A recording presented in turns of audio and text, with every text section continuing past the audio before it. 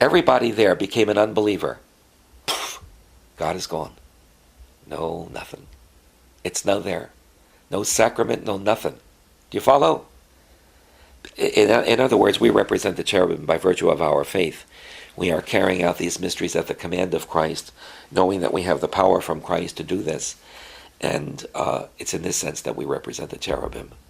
We become God's throne. So to speak, His presence in the world depends on our belief. If everybody becomes an unbeliever, poof, God is gone. In some sense, that happened in the Soviet Union with the Bolsheviks. And we see the fruit of that. But that's how we represent the cherubim. Not some, silly idea that, somehow they're among us and they're taking part. We can't see them, and they're part of the great entrance. And, you can believe that if you want. But we represent the cherubim by our faith and then by our faithful participation in this mystery, which we do in remembrance of Him at His command. Do you follow? Does it make sense to you?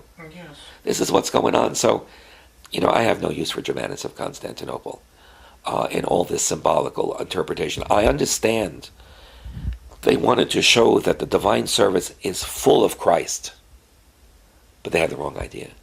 And they took the church in the wrong direction. And now we have to go back to Chrysostom. Why is the priest there? Zamvolaya molitva, the prayer behind the ambo. You open up the OCA, a liturgy book, and the guy responsible for the book, you open it up and it says, prayer before the ambo. It's a jackass. Well, the priest goes and stands at the bottom of the steps. It looks like he's in front of the ambo. But the ambo was pushed up. The front is inaccessible anymore. He's not standing before the ambo even today. He's behind the ambo. But because this small mind couldn't figure out, how the Greek, Slavonic, and every other language could be wrong, prayer behind the ambo, when he looked, he saw the priest in front of the ambo. So it must be prayer before the ambo. So, in every OCA book, in every OCA parish newsletter, whenever they talk about this, it's the prayer before the ambo. But it ain't. It's the prayer behind the ambo. And za'am vonaya molitva. Because the priest was on the way out. He was on the way out than any Greek ever knew. We know more Hebrew than any Jew ever knew.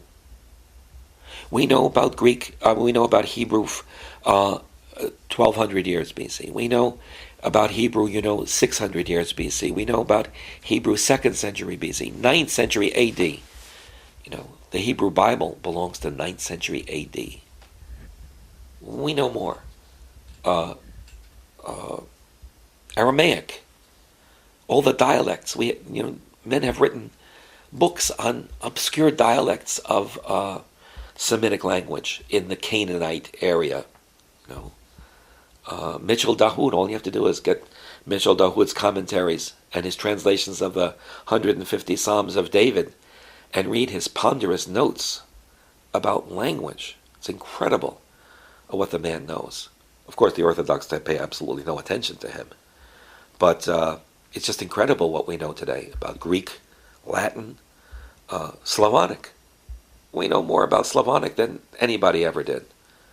We certainly appreciate Cyril and Methodius' genius, but we know a great deal about these languages. So why would we limit ourselves to a very small area of human knowledge? Same thing with history. We know more about the fathers.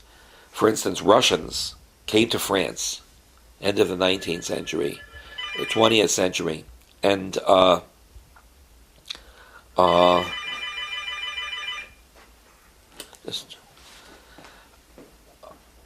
they inspired French to learn the fathers.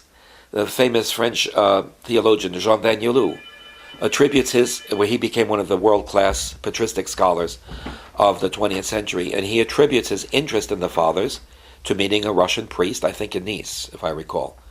But, Russians came to France and inspired much of what came to be called the liturgical renewal. That can't be overlooked. Because, as you pointed out to me, even, the work of the Optina monks